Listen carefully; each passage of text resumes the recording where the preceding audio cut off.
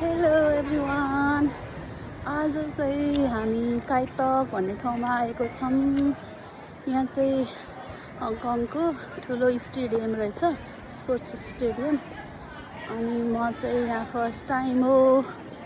अहिले एकदमै तातो छ हैन, घामले पोलेर फ्यान ल्याउन नि बिर्सेछु। यहाँ चाहिँ यस्तै भइरहेको छ।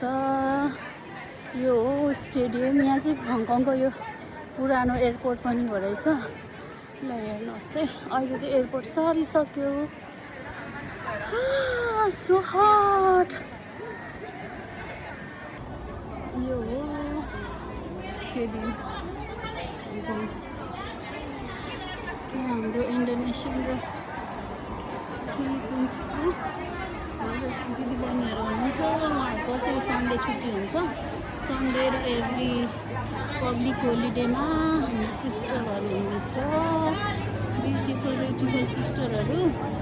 तर म मजाले चाहिँ देखाउँदिनँ किनभने यो उहाँहरूको प्राइभेसी हुनसक्छ। यो पालि चाहिँ सी साइड छ, घामले पोलेर म जानै सकिनँ। तल माथि मात्रै हेरेर फर्किने। This area also to good. यहाँ फेरि उहाँहरूको अर्को धमाका हुँदैछ।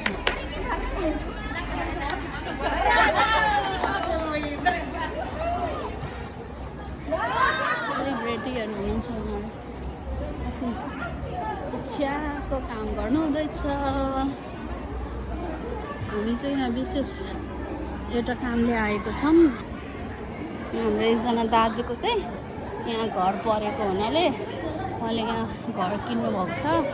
त्यो भएर हामी आएको काइतक। उहाँहरू उहाँ पुग्नु भइसक्यो। ल हेर्नुहोस्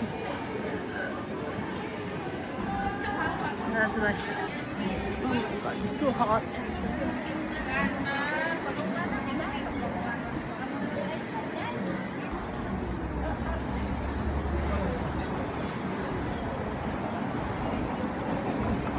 लाइटहरू हो स्टेडियमको। प्रोग्रामहरू हुँदा चाहिँ यो बाटो पुरै ब्लकेज हुन्छ। यहाँ इभेन्टहरू भयो भने यहाँ हिँड्न पाइँदैन अरे दाजुले भन्नुभएको है। अनि हाम्रो जोर्डनमा क्विन एलिजाबेथ भन्ने हस्पिटल छ। यो हस्पिटल चाहिँ अहिले यता पनि बन्दैछ अरे। 28देखिको एपोइन्टमेन्ट चाहिँ उनीहरूले यता ट्रान्सफर गरेको छ रहेछ। यहाँ पर छ अरे। This is Hong Kong. Yes, coming. मलाई बोलाउनु हुँदैछ। उहाँहरू अगाडि पुग्नु भइसक्यो।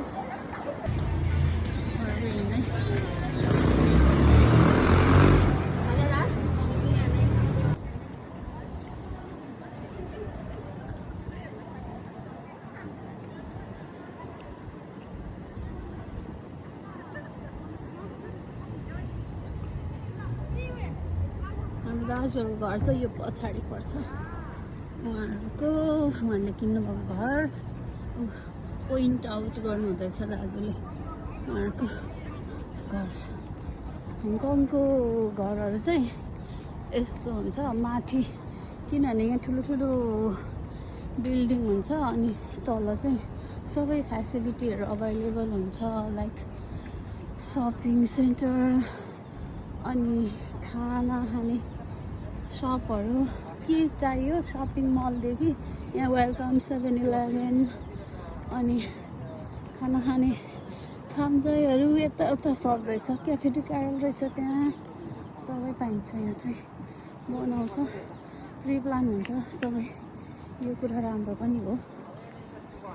ओह माई गड, सो हट।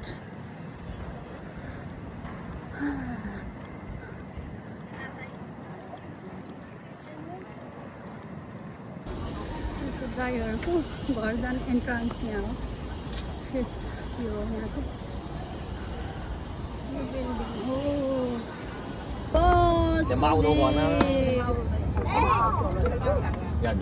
गर्मीले बिचरा यो पनि बाहिर निस्केछ।